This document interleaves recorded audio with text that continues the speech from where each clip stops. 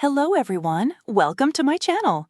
All products and services featured are independently chosen by editors. However, soaps.com may receive a commission on orders placed through its retail links, and the retailer may receive certain auditable data for accounting purposes. In the Forrester guest house, Will and Electra express their love and make out. When Electra tells him nothing will spoil this for them tonight, he flashes to the sex from the night before. After some more gushing, Electra hopes tonight is worth the wait. At Forrester, Beth takes the lead planning a picnic with her parents, as Carter looks on awkwardly. Hope's surprised when Carter asks to speak to Liam privately, but accommodates by taking Beth across the hall. Carter tells Liam that he and Hope have been praying for his recovery. Liam cryptically promises that he's here to stay. Carter lets him know that he intends to move quickly for a future with Hope. Liam seems surprised they're still planning to get married and asks if they've set a date. Carter hedges, soon, and walks out. In the design office, Beth's strutting like a supermodel when Ivy pops in. When Beth goes behind the screen to change, Ivy and Hope go over Liam nearly dying. Ivy talks about how close they were in the past. She wishes they could have a future together, but there's only one woman for him. That woman is you. Hope learns Liam let Ivy down easy and wants her. Ivy advocates for dumping Carter and taking her second chance with Liam. Liam joins Hope and Beth, who orders her father to go stand with her mommy while she prepares a new outfit. Hope fishes to find out what Carter said, and Liam tells her they talked about finding your person, your one. Carter wants to spend his life with you. You are his one. He respects that, but not really, because he doesn't believe that. I think I am. The biggest mistake he made was letting her go. We're 1000% sure he's made this same speech to Steffi, just saying. He pushes the angle of being a family as Beth joins them and echoes the sentiment. Will Sheila's warning get through? At Lee's place, Luna's confident that Sheila's wrong about Electra and Will taking things to the next level. Sheila warns that Will can't know about her or she'll go back to jail. She doesn't want to hurt her, but Will loves Electra. They debate until Sheila gets fed up. I am certain that tonight is the night for Will and Electra, she declares. Luna's sure Electra won't go through with it and will just keep stringing Will along.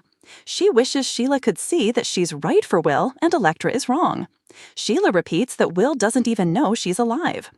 At that very moment, Will and Electra begin undressing.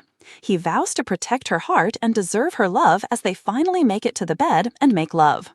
Sheila tells Luna she'll have to make a life somewhere else.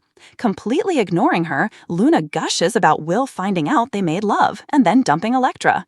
She wants him and she'll get him. Her future is Will and she won't let anyone stop her, especially not Electra Forrester.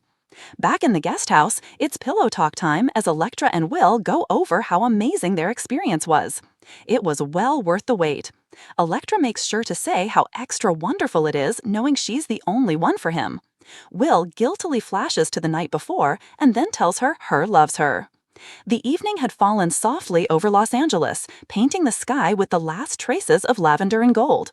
Electra stood by the window of her loft, her heartbeat quickening as she watched the city lights flicker to life. She wasn't nervous, not exactly.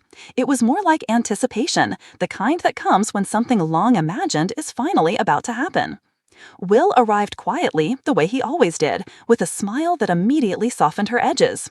"You look beautiful," he murmured, brushing a strand of hair behind her ear. His words carried warmth, but it was the way his eyes lingered on hers that made her breath catch.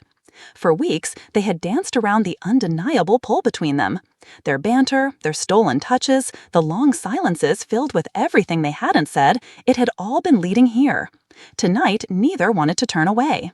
Electra reached for his hand, their fingers locking together with perfect ease. "Stay," she whispered, though she already knew he would. He pulled her closer, and for a moment they simply stood there, foreheads resting together, hearts sinking in a rhythm older than words. The world outside might have been chaotic, filled with scandal and betrayal, the stuff that Los Angeles thrived on, but here, in this quiet space, only truth remained. Will kissed her gently at first, as if testing the weight of a promise.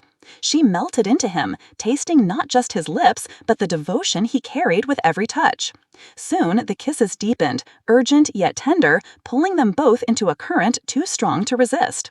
They moved together toward the couch, laughter breaking between kisses when they stumbled. "We're terrible at this," Electra teased, breathless. "Then let's be terrible together," Will replied, his voice low, his grin disarming. Clothes were shed like layers of fear, like barriers that no longer served a purpose. For the first time, Electra felt completely seen, not as the image she projected to the world, not as the guarded woman she often pretended to be, but as herself. And Will, in the way he touched her, seemed to honor every hidden corner of her. When they finally came together, it wasn't just about passion. It was about discovery, about trust, about surrendering to something that felt as inevitable as gravity. Their movements were slow at first, almost reverent, as though both understood the magnitude of what was unfolding. Then came the fire, wild and consuming, yet still wrapped in tenderness. Later, when the world had stilled again, Electra lay curled against Will's chest, listening to the steady beat of his heart. It felt like home, even though she'd never known home to be a person before. "Was it everything you imagined?" he asked softly, pressing a kiss into her hair. She smiled against him, her eyes heavy with contentment.